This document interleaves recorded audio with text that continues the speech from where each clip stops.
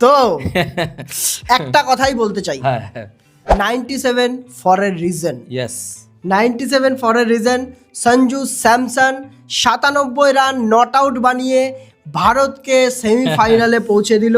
Sir आपका एहसान मैं जिंदगी भर नहीं ऐसी कोई बात नहीं। ऐसी ही बात है नहीं। आप फरिश्ता है सर, शराफत खत्म नहीं हुई इस दुनिया में। मैं कुछ नहीं हूँ। সেই 97 রান যার যে এখন সঞ্জু স্যামসনের কোচ গৌতম গম্ভীর বানিয়েছিল ওয়ার্ল্ড কাপ 2011 সালে। হ্যাঁ, 2011 থালা ফর এ রিজন যদি হতে পারে 7 নম্বরে, 90 for a reason, 97 for a reason কেন হবে না? একদম কেন হবে না? আমরা চালু করব। হ্যাঁ, রিজনটা কেন বলছি আমরা এটা চালু বলবো, করবো। এটা अरे काय मुस्कुरा रहे हो?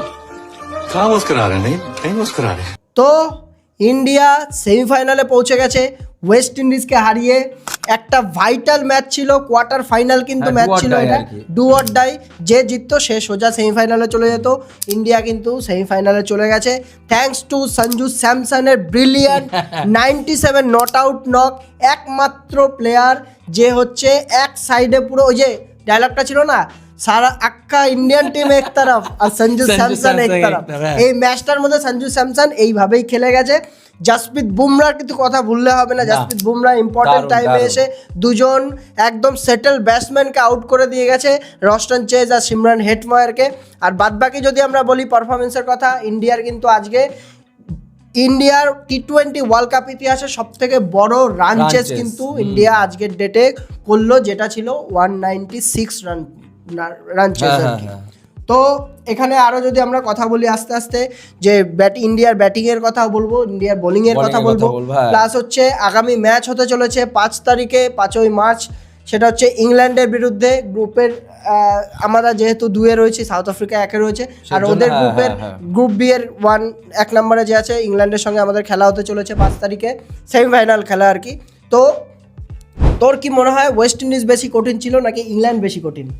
আমার তো মনে হয় সবচেয়ে ডেঞ্জারাস টিম যদি এই টুর্নামেন্টে হয়ে থাকে সেটা হচ্ছে ওয়েস্ট ইন্ডিজ। না, আমারও তাই একদম, আমি একমাত্র মানে পুরোপুরি একমত যে আমার ওয়েস্ট ইন্ডিজ নিয়ে কিন্তু সবথেকে বেশি ভয় ছিল। অবশ্যই ওয়েস্ট ইন্ডিজ যেইভাবে খেলে এসছে, ওয়েস্ট ইন্ডিজকে আমরা মানে সংবর্ধনা জানাই যে এত সুন্দর খেলে এসে, সংবর্ধনা জানাইও আবার মানে চলেই তো গেছে আর কি সংবর্ধনা জানাবো। তো না, ভালো খেলে গেছে ওয়েস্ট ইন্ডিজ, ভালো সবার মন জয় করে নিয়ে গেছে। তুই ড্যারেন সামির শুনেছিলি তো, বক্তৃতা শুনেছিলি তো, যখন প্রেস কনফারেন্সে সে কি বলেছিল, কিভাবে ওরা মানে নিজেদের টিমটাকে এইভাবে এক জায়গায় করেছে। একটা সময় এরকম ছিল 2016 পর থেকে কিন্তু ওয়েস্ট ইন্ডিজ পুরো হারিয়ে গেছিল। যেই টিম চ্যাম্পিয়ন হয় 2016-তে, সেই টিম পুরোপুরি হারিয়ে যায়, পুরো হারিয়ে গেছিল। সেখান থেকে ড্যারেন সামি বল বা ওয়েস্ট ইন্ডিজের ক্রিকেট বল সবাইকে একত্রিত নিয়ে যে টিমটা করেছে তার জন্য ভাই স্যালুট। ঠিক আছে। আর যদি এখানে এই ম্যাচের কথা বলি, আমরা এই ম্যাচে কিন্তু জেতার ম্যাচে শুরু হওয়ার একটা কথা বলবো, বাচ্চা সমাজকে সঞ্জু স্যামসন हम लोगों को माफ कर दो, हमको माफ कर दो।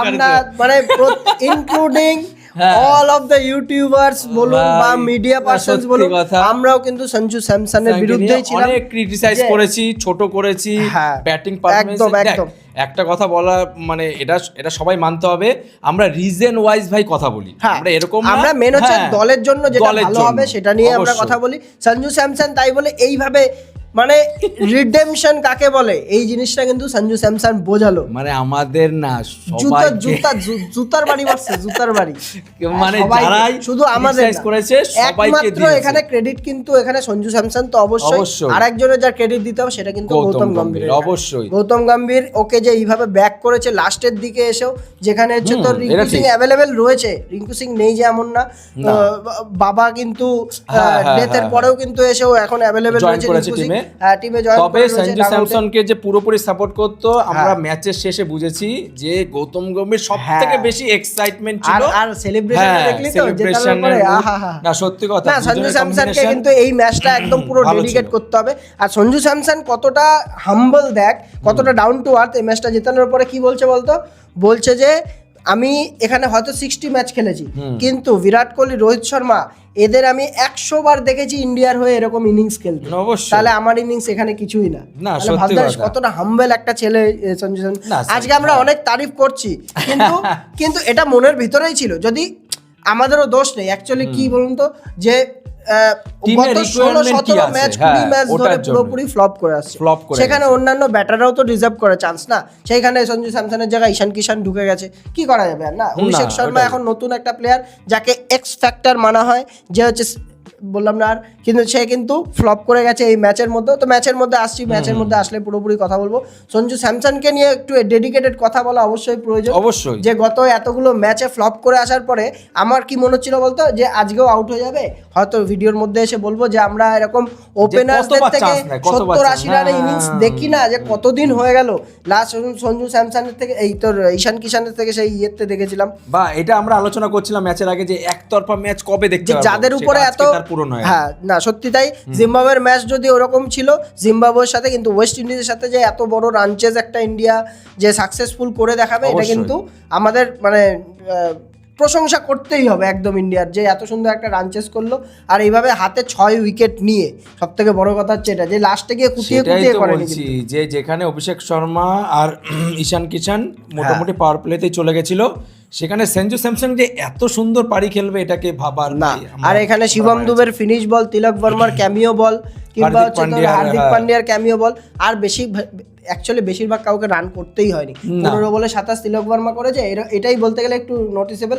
আর শিবম দুবের দুটো 4 কিন্তু একদম খুব ইম্পর্টেন্ট জায়গায় এসে লাস্টের আগের ওভারে এসে মেরেছে, এই জিনিস দুটো কিন্তু, এই 4 দুটো খুবই দরকার ছিল। না তবে ভাইটাল ছিল টস। হ্যাঁ ঠিক হ্যাঁ, আছে, ম্যাচের হ্যাঁ, মধ্যে হ্যাঁ, আসি, ম্যাচের এটা নিয়ে মধ্যে, ম্যাচের হ্যাঁ, মধ্যে হ্যাঁ, আসি। হ্যাঁ। তো টস ভাইটাল ছিল, আমরা কিন্তু আগের ভিডিওতে হ্যাঁ। বলেছিলাম এটার প্রিভিউতে, যে run যে হ্যাঁ। এইখানে কিন্তু ওয়েস্ট ইন্ডিজের বিরুদ্ধে যদি জিততে হয় তাহলে কিন্তু রান চেস করতে হবে। প্রথম কারণ, ওয়েস্ট ইন্ডিজের যে তোর ফিনিশার্সরা রয়েছে, বিশেষ করে রোমারিও শেপার্ড 8-9 নম্বরে যারা আসে, জেসন হোল্ডার, তারা কিন্তু রাদারফোর্ড, সব থেকে বেশি থেকে, হ্যাঁ সব থেকে বেশি ফর্মে রয়েছে। তো তাদেরকে কিন্তু ট্যাকেল করতে গেলে লাস্টে যে কোনো রান কিন্তু ওরা চেস করে ফেলতে পারে যদি লাস্টে ব্যাটিং করে। তো ওইখানে ওদেরকে আগে আনো, আউট করো, মাথায় রাখো যে কি আছে আমাদের, করতে হবে, রান কত করতে হবে, সেটা সব থেকে 1 নম্বর। দ্বিতীয় নম্বর হচ্ছে কলকাতার মাঠে খেলা, ইডেন গার্ডেন্সে প্রচুর রান হয়, প্রচুর রান। প্রচুর। আর হচ্ছে একটা যা শোনা গেছে আর কি, ইডেন গার্ডেন্সে যে অন্যান্য মাঠে বড় বড় মাঠগুলোতে একটা মেশিন থাকে যেটা হচ্ছে 45 মিনিটের মধ্যে পুরো ডিউ শুকিয়ে দেয়, মানে একটা স্প্রে আছে। ইডেনে কিন্তু সেটা অ্যাভেলেবেল নেই। এটা কিন্তু একটা বড় পয়েন্ট যেটা হ্যাঁ, ধরতে হবে, হ্যাঁ, এটা কিন্তু, এটাকে কনসিডার করে কিন্তু ইন্ডিয়া ফার্স্ট ব্যাটিং তোর চেস করতে টস করে নিল।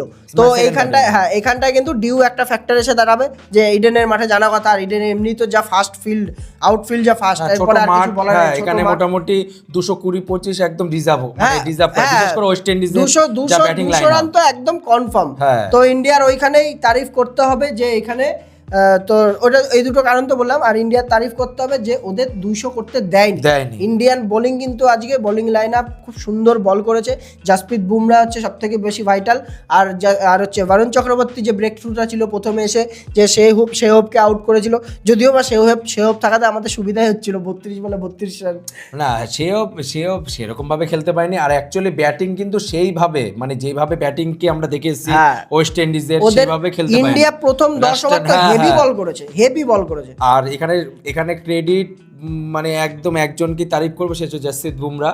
সেখানে সব থেকে যে ভাইটাল হচ্ছে, মাত্র 2 ওভার করেছে পাওয়ার প্লের মধ্যে, প্রথম ওভারেই 2 উইকেট, সেকেন্ড ওভারেই 2 উইকেট। সেখানে হচ্ছে মানে হেটমায়ারকে নিয়েছে, আর হচ্ছে তো রাস্টন চেসকে, যে রাস্টন চেস কিন্তু অলরেডি 25 বলে 40 এ ছিল, 24 বলে 40 এ ছিল। আর এদিকে হেটমায়ার তো 12 বলে 27, মানে শুরু করেছিল জাস্ট মাঠটা, সেই সময়টা এসে কিন্তু আটকে দিয়েছে। আর ওদের পাওয়ার প্লে তো সেরকম রান করতে দেয়নি। অক্ষর প্যাটেল ভালো বল করেছে পাওয়ার প্লের ওভারটা, বুমরা ভালো বল করেছে, 6 ওভারে 45 রান ছিল ওদের মাত্র। মানে মানে এই দুজন ব্যাটসম্যানই থাকতো, মোটামুটি 220-25 রান অব্দি ওর কি টার্গেট আমরা ধরে নিয়েছিলাম। সেখানে যে ভাই 200 নিচে, তার জন্য স্যালুট ভাই। বোলিং কে দিতেই হবে এখানে স্যালুট। আগে করে বোলিং ভালো ছিল, হ্যাঁ বোলিং তো ভালো ছিল, পারফরম্যান্স সেরকম ভাবে আসছিল না তাই। আর এখানে দেখ স্যাফরান রাদারফোর্ড থেকে শুরু করে তো রবম্যান পাওয়েল একটু যা খেলেছে লাস্ট। আর ওদের খেলছেই হচ্ছে এরা লোয়ার মিডল অর্ডার যেটাকে বলে, Rovman Powell, Romario shepherd, Jason হোল্ডারের এই ওয়ার্ল্ড কাপ যা গেছে না, dream world cup with the bat কিন্তু বলে না বিশেষ করে। তো ব্যাটের গেছে, ওরাই খেলেছে, এবং এই ম্যাচেও কিন্তু ওরাই খেলেছে লাস্ট অব্দি, যে 195 অব্দি পৌঁছাতে পেরেছে। আর সূর্যকুমার যাদবের তার ক্যাপ্টেন্সি তারিফ করতে হবে, যে এই ম্যাচটার মধ্যে আমি একমাত্র দেখলাম যে ইন্ডিয়া ফুললি প্ল্যান্ড এসেছে, নাহলে অন্যান্য ম্যাচগুলো কিন্তু এরকম হচ্ছিল না। প্ল্যান এসেছে, তার বলার কারণ হচ্ছে ওই লাস্টের ওভারে কিন্তু পুরোপুরি 2টো জাসপ্রীত বুমরার ওভার, 18 নম্বর আর 20 নম্বর, 19 নম্বর ওভার কিন্তু আর্শদীপ সিং এর রেখেছিল, যার জন্য কিন্তু এখানটায় মানে এটা কিন্তু উল্টো হয়, ঠিক আছে। কিন্তু এটা ওই যে বললে পুরো প্ল্যান মাফিক এসে ঠিক আছে, লাস্টে যেটা- বুমরার হ্যাঁ, আমার হ্যাঁ। ওভার রাখতে হবে, মোদ্দা কথা হচ্ছে এটা। মধ্য কথা এটাই যে আমরা আন্ডার 200 নিচে আমরা ওটাতেই হবে, 200 গোটাতে মানেও হবে। তাও অনেক বলতে গেলে। আর আর যেটা ইডেনের পিচ যেটা বলি আউটফিল্ড ফার্স্ট, সেখানে ভাই 200 যদি নিচে রাখে, হ্যাঁ। এটাই ভাই ইন্ডিয়ার বোলিং এর জিত। হ্যাঁ, ঠিক আছে, না, না, অবশ্যই। মানে ওখান থেকে কিন্তু ইন্ডিয়া অনেক কনফিডেন্স পেয়েছে যে আমরা এটা চেসে রানের জায়গা রেখেছি। হ্যাঁ হ্যাঁ, আর ওদিকে হার্দিক পান্ডিয়া তো একটা রেকর্ড করে বসলো, কি যে ভাই? রেকর্ডটা কেউ চাইবে না। কি সেটা ভাই? হচ্ছে টি20 ওয়ার্ল্ড কাপের মানে ওটা উল্টো একটা এডিশনে সব থেকে বেশি 6 কনসিড করার রেকর্ড, সব থেকে বেশি ছক্কা খাওয়ার রেকর্ড। সেটা কিন্তু এর আগে আদিল রাশিদের নামে মানে ছিল, এটা ভালো রেকর্ড 13টা, না, তাও- আর হার্দিক পান্ডিয়া কিন্তু 15টা তাও খেলে। এখনো 2টো ম্যাচ বাকি আছে, জানি না এরপর হ্যাঁ। কত আর ছয় সঞ্জু খেতে স্যামসনও রেকর্ড করেছে, হ্যাঁ, হ্যাঁ। রেকর্ড বলতে কি সেকেন্ড Second highest, হ্যাঁ। তো সুরেশ রায়নার 101 রান ছিল তো ইয়েতে টি20 ওয়ার্ল্ড কাপে ইন্ডিয়ার তরফ থেকে হাইয়েস্ট রান, আর ওদিকে 97 আজকে, তাও আবার নট আউট সঞ্জু স্যামসনের। তা এ হচ্ছে বোলিং নিয়ে গেল, তাহলে ইন্ডিয়ার ব্যাটিং নিয়ে বল। ব্যাটিং নিয়ে বলতে গেলে ব্যাটিং না, আমি আরো একটা জিনিস তার হ্যাঁ। আগে বলতে চাই, যেটা হচ্ছে ইন্ডিয়ার জন্য সব থেকে বড় কনসার্ন হয়ে দাঁড়িয়েছে, সেটা হচ্ছে ইন্ডিয়ার ফিল্ডিং আর ক্যাচিং, বিশেষ করে ক্যাচিং এর কথা বলতে চাই। এই ওয়ার্ল্ড কাপে টোটাল 40টা টোটাল ক্যাচ উঠেছে ইন্ডিয়ার, তার মধ্যে 10টা ক্যাচ কিন্তু ইন্ডিয়া মিস করেছে আজকে তার তো। মধ্যে অভিষেক শর্মা আজকে 2খানা ক্যাচ মিস করেছে, প্রথমেই একদম ক্যাচ মিস, একটা ইম্পর্টেন্ট ভাইটাল সময় কিন্তু ক্যাচ মিস করেছে। তাহলে আচ্ছা, কি বলবো? আরেকটা কথা যেটা বললি না, অভিষেক শর্মা কি কোথাও চাপে রয়েছে? অবশ্যই চাপে রয়েছে কোথাও অভিষেক জানি আমি, সেটা কিন্তু মানে একটা ফ্রিডম নিয়ে যে খেলতো বাইলেটারাল সিরিজে দেখেছি। হ্যাঁ হ্যাঁ, ঠিক তুই আছে, দেখ না, freedom নিয়ে খেলতো, ওর সেটা কিন্তু দেখতে ব্যাটিং এর জন্য ফিল্ডিং এ এফেক্ট পড়ছে। ইন্ডিয়া 75% এর ক্যাচিং এফিসিয়েন্সি রয়েছে, যেখানে অন্যান্য টিম পাকিস্তানের আমাদের থেকে বেশি রয়েছে। তাহলে এই জিনিসটা কিন্তু পুরোপুরি লজ্জার ব্যাপার। দিলীপ কে দেখতেই হবে, এবার স্কুটিনি করতে হবে, অবশ্যই কিছু করার বলে নেই। না ক্যাচ মিস তো ম্যাচ মিস। ভাইটাল ম্যাচে যদি এরকম হ্যাঁ। পারফরম্যান্স মানে ফিল্ডিং এর যদি পারফরম্যান্স হয় অবশ্যই না, এই তাহলে জিনিসগুলো ইন্ডিয়া অনেক দেখতেই হবে। প্রবলেমে পড়ে যায়। আর ইন্ডিয়ার ক্যাচ মিস এইভাবে এত ক্যাচিং এফিসিয়েন্সি নেমে যাওয়া, এটা কিন্তু মোটেই একদম ভালো ব্যাপার না। যখনই এসে কোনো ফাইনাল সেমিফাইনাল ম্যাচের মতো যখন কোনো ম্যাচ আসবে, তখন গিয়ে কিন্তু ফেসে যেতে ভাই হবে। তুমি ব্যাটিং এ করছো না, হ্যাঁ। মানে অভিষেক শর্মার উদ্দেশ্যে বলছি, ব্যাটিং এ করছো না ভালো কথা, কিন্তু ভাই ফিল্ডিং এ তো 100% দাও। হ্যাঁ, অভিষেক শর্মা কিন্তু পুরো এই তো ক্যাচ মিস করেছে, ব্যাটেও পারেনি। ব্যাটিং এ যদি আমরা আসি, যদি ব্যাটে হ্যাঁ যদি ওকে পুরো আটকে দিয়েছে। ওটাই, যদি জিম্বাবুর আমি বাদই দিলাম, জিম্বাবুর ওই ইনিংসটা যদি আমি ছেড়ে দিই, এখনো পর্যন্ত ডাহা ফ্লপ। হ্যাঁ, কোনো 13 রান আর 10 রান এরকম 2খানা রান। এইটা কোনো স্কোরিং এর পর্যায়ে 11 পড়ে না। বলে 10। আমার মনে হয় নয় প্রেসারে আছে, নয় ওকে আবার সেই সাইড লাইন করে দিয়ে বলছে তুমি তোমার যেটা ন্যাচারাল খেলা সেটা খেলা। আমার কথা ওইটাই, অভিষেক কিন্তু শর্মা সেটা ন্যাচারাল খেলা খেললে হবে না ভাই। অভিষেক শর্মাকে নিয়ে আমার একটা প্রশ্ন যে আছে, জাত, হ্যাঁ। যে হচ্ছে অভিষেক শর্মা থেকে যাচ্ছে আমরা না। কি এক্সপেক্ট করি? যেটা জাত মানে যেটা থেকে আমরা চিনে এসেছি, ফার্স্ট বল হিটিং করবে, ও ফুল ফিডিং যে ও 7-8 ওভার অবধি টিকবে, মানে ইন্ডিয়াকে এক side one 6 over side 80 match run, 6 over 80, বার করে নিয়ে চলে 85, যাবে। তাহলে এখানে যদি ওকে বলা হয়, চারিদিক দিয়ে সবাই মিলে প্রেসারাইজ করা হয় যে প্রথমে আসো, দেখো বল দেখো, তারপরে খেলো, ওকে তো এর জন্য নেয়নি টিমের না। মধ্যে, ওকে নিয়েছে হচ্ছে এক্স ফ্যাক্টরের জন্য।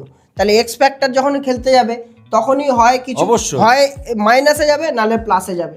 তাহলে হ্যাঁ, প্লাসে যখন ওটাই যাচ্ছে না, বলছি আর কি। মাইনাসে যাবে না, তখন আমাদের ব্যাক করতে হবে, যেটা করছে অলরেডি ইন্ডিয়ান টিম ব্যাক করছে। তাহলে এখানে আমি মনে করি অভিষেক শর্মা যেটা ন্যাচারাল গেম, ওই গেমটাই খেলাও।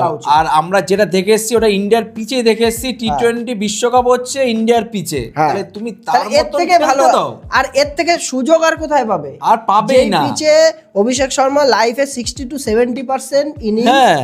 ইন্ডিয়ার পিচে খেলেছে, তার জন্য এত বড় ব্যাটসম্যান হতে পেরেছে। যেখানে 194 স্ট্রাইক রেট নিয়ে খেলতো, নাম্বার 1 টি20 ব্যাটার। ইন্ডিয়াতে খেলেই তো বেশিরভাগ, অবশ্যই। তাহলে ইন্ডিয়াতেই তো ওয়ার্ল্ড কাপ হচ্ছে, তাহলে এখন কেন ফ্লপ করছে? আমার কথা হচ্ছে ওইটা। তাহলে ওকে ছেড়ে দাও, প্রেশারাইজ করা পুরোপুরি হচ্ছে, ছেড়ে হ্যাঁ, দাও, পুরো একদম ছেড়ে ওকে ওর মতো খেলতে দাও। আর তো দুটো ম্যাচই আছে, বলা যায় না, যেমন সঞ্জু স্যামসনকেও আমরা সবাই গালাগালি করতাম, অবশ্যই। কিন্তু এসে খেলে দিয়ে গেল। অভিষেক শর্মা খেলবে আমার মনে হয়, আরো এই নেক্সট ম্যাচ তো রয়েছে ইংল্যান্ডের সঙ্গে, তার আমার মনে হয় খেলবে অভিষেক শর্মা এখানে। অভিষেক আমার খেলতেই হবে আর না। ঈশান কিষান বলতে গেলে, ঈশান কিষান সেরকম একটা আমি না, ঈশান কিষানের যেটা হ্যাঁ, হয়তো এই ম্যাচে ফ্লপ হয়েছে, ওমার থেকে আউট হয়ে গেছে, আগের ঠিক ম্যাচেও আছে। 38 রান করে দিয়ে গেছিল, ও স্ট্রাইক রেটের সঙ্গে ও 6 বলে 10 রান করে আউট হয়ে হ্যাঁ, গেছে। 6 বলে 10 রান করেছে। সূর্যা কুমারও সেরকম একটা, সূর্যা কুমারের স্ট্রাইক রেট নিয়ে কিছু বল, স্ট্রাইক রেটটা দেখ আমরা অভিষেক শর্মাকে নিয়ে বলছি, আমরা ঈশান কিষানকে নিয়ে বলছি, কিন্তু কোথাও জানি একটা আছে না যে সূর্যা কুমার থেকে আমরা যেটা- ক্যাপ্টেনকে এটা আন্ডার কভার করে দিচ্ছি। হ্যাঁ, যেটা কিন্তু- হচ্ছে এক্সপেক্ট করেছিলাম আমরা, যেটা সূর্য কুমার অবশ্যই। থেকে, সেটা কিন্তু আমরা পাইনি এখনো অবধি। কেন তুমি ভাই একটা ম্যাচে ক্যাপ্টেন। পেয়েছি, সেটা হচ্ছে তোর 84 রানের ইনিংসটা ইউএস এর এগেইনস্টে, তাও ইউএস এর এগেইনস্টে। এটাই তো আর বললাম। জিম্বাবুয়ের এগেইনস্টে 13 বলে 33, আর বাদ বাকি সব রান বল ইনিংস, কিন্তু 110 স্ট্রাইক রেটের ইনিংস। আমরা বাবার আজমকে নিয়ে ট্রোল করি, তো সূর্য কুমার আজকেও কিন্তু সেরকমই খেলেছে, ঠিক আছে। 16 বলে 18, সেখানে তো 100 হয়তো 20 কি 25 স্ট্রাইক রেট 15 বলে 18 ধর, একটা বলে আউট হয়েছে, একটা বলে out যাই হোক, হয়েছে। ওখানে ওইটা হচ্ছে ব্যাপার। কিন্তু ভাইটাল ম্যাচ আসতে চলেছে আমরা ঠিক এখানে আছে? হ্যাঁ, আর ক্যাপ্টেন্সি ভালো করছে, এর জন্য বেঁচেও যাচ্ছে বারবার করে, ঠিক আছে। ক্যাপ্টেনশিপ রেকর্ড ভালো দেখে হ্যাঁ, এজন্য আমরা ক্যাপ্টেন্সি সৌরভ রেকর্ড কুমারকে আন্ডার কভার করে দিচ্ছি। কিন্তু আর এত খেলাও দেখিয়েছে, তারপরে এসে যদি এখন না পারে, আইসিসি টুর্নামেন্টে এসে সূর্যকুমার যাদবের অবস্থা এরকমই হয় প্রত্যেকটা আইসিসি টুর্নামেন্টে আমি দেখি। আর আমার মনে হয় ওটাই তো, হার্দিক পান্ডিয়া, সূর্যকুমার, বুমরা এরা আর অক্ষর প্যাটেল এদের অভিজ্ঞতা এতটাই বেশি, কারণ ওদের থেকে কিন্তু 100% আমরা আশা করি। হ্যাঁ যে অবশ্যই, ওরা এই জিনিসটা আমরা অন্তত আশা করি। হ্যাঁ, হ্যাঁ। তো এখানে সূর্যকুমার তো হলোই, আর হচ্ছে তিলক বর্মা খুব সুন্দর একটা ক্যামিও খেলে দিয়ে গেছে 15 বলে 27। আর শিবম দুবে ইম্পর্টেন্ট দুটো বলে 2 চার মেরে দিয়ে গেছে, যেটা হচ্ছে লাস্টের আগের ওভারে দরকার ছিল। হ্যাঁ দরকার একটা ছিল, সময় এরকম ছিল যে 10 বলে 17 রান বাকি 9 ছিল, বলে সেই সময় তো 17 মেরেছে রান। চার হ্যাঁ, দুটো। এটাই 10 বলে 17 রান ছিল, সেই সময় 4-2 মেরেছে। তো শিবম দুবে কিন্তু ওর পুরোপুরি এই ওয়ার্ল্ড কাপ ব্যাপক গেছে, চুমো ওয়ার্ল্ড কাপ গেছে একদম, যেভাবে বলে হোক ব্যাটে না, হোক হ্যাঁ, করে দেখিয়েছে ও, কোনো করে না কোনো দিক দেখিয়েছে। থেকে। সেটাই তো বললাম যে আমাদের যেটা দরকার ছিল সব দিক দিয়ে আমরা পেয়ে গেছি। ফুল টিম নিয়ে, সেম টিম নিয়ে চলো ইংল্যান্ডের কাছে আমরা সেটাই ইংল্যান্ডের ভাঙতে চলো ইংল্যান্ড, ঠিক আছে 5ই মার্চ, হ্যাঁ। ঠিক আছে। আমরা তার আগে প্রিভিউ হ্যাঁ, অবশ্যই ম্যাচের ফ্যাক্ট তো নিয়ে আসবো, কি হতে পারে না হতে পারে, কোন মাঠে খেলা, ওই মাঠ হিসাবে অবশ্যই ইংল্যান্ড কতটা কিন্তু থ্রেট দাঁড়াচ্ছে, কতটা কোন টিমের কোনটা স্ট্রেংথ হতে পারে, উইকনেস হতে পারে, এগুলো কিন্তু অবশ্যই নিয়ে আসবো, কেন সেমিফাইনাল ভাইটাল ম্যাচ হতে চলেছে, সেটা হচ্ছে ওয়াংখেড়েতে।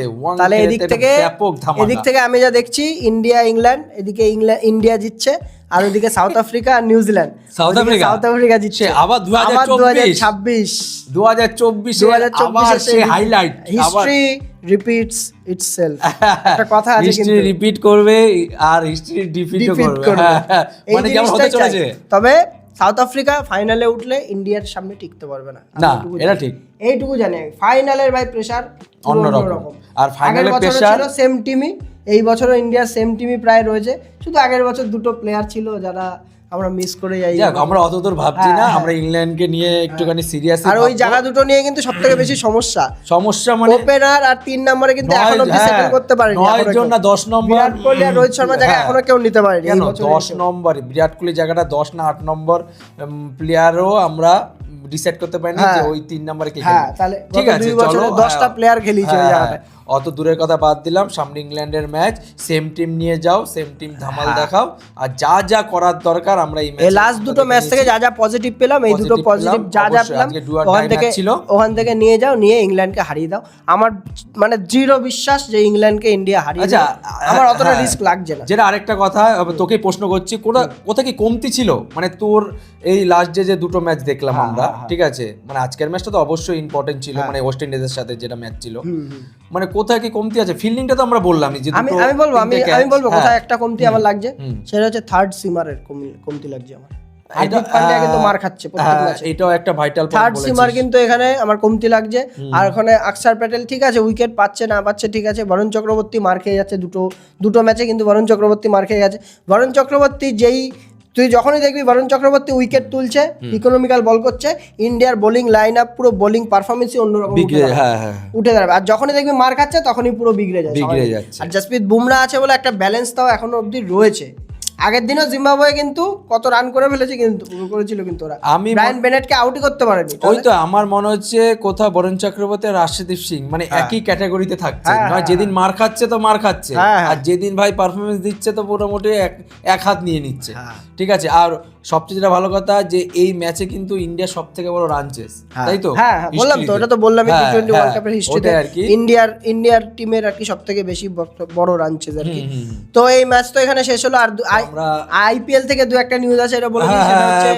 সেটা হচ্ছে এলএসজি নতুন জার্সি লঞ্চ করে দিয়েছে, তারপর হচ্ছে এসআরএইচ এর নতুন জার্সি, চেন্নাইয়ের নতুন জার্সি লোগো, তোর এলএসজি নতুন লোগো লঞ্চ করে দিয়েছে। ভালোই লাগছে মোটামুটি, সব চারিদিকে দেখছি আইপিএল এর সব আস্তে আস্তে সব রেডি হচ্ছে, সব মানে গরম করছে আস্তে আস্তে। এলএসজিটা কেমন লাগছে আপনারা কমেন্ট করে জানান, কেন এলএসজি আর ওদিকে পাকিস্তান ফুটে গেছে, এদিকে সাইফজাদা ফারহান, যেটা বিরাট কোহলির এত বছরে 2014 সালের একটা রেকর্ড যে বিরাট কোহলি করে রেখেছিল একটা টি20 ওয়ার্ল্ড কাপের ইতিহাসে, একটা টি20 ওয়ার্ল্ড কাপের এডিশনে আর কি, সবথেকে বেশি রান 319 রান সাইফজাদা ফারহান কিন্তু সেটা ভেঙে দিয়েছে। ও নিজেও ভাই নিজেও একটা বিশাল ভালো খেলেছে এই সিজনটায়, মোটামুটি সাহেবজাদা ফারহান খুব ভালো খেলেছে।